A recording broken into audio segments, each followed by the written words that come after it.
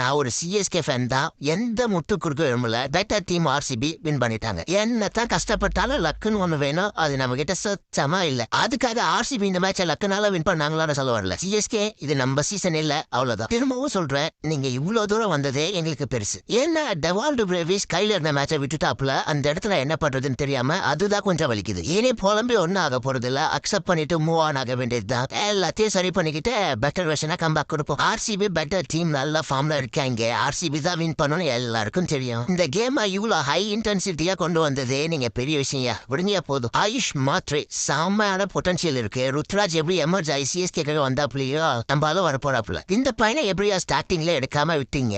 வெறியா ஆடுறானே. கடைசியா தலைவன் ஒண்ணு சொன்னாப்புல, இந்த கேமை தூத்துதுக்கு நான் தான் காரணம். இன்னும் கொஞ்சம் ஷாட்ஸ் ஆடி இருந்தா வர பேட்ஸ்மேன்ஸ்க்கு ஈஸியா இருந்திருக்கும், வின் பண்ணிருக்கலான்னு. தலைவா, நீ பண்ண வரைக்குமே போதியா. இந்த கேம் எல்லாம் எங்களுக்கு ஒரு மேட்டரே இல்ல. நீ என்ன பண்ணாலும் நாங்க உங்களுக்கு கூட இருப்போம்.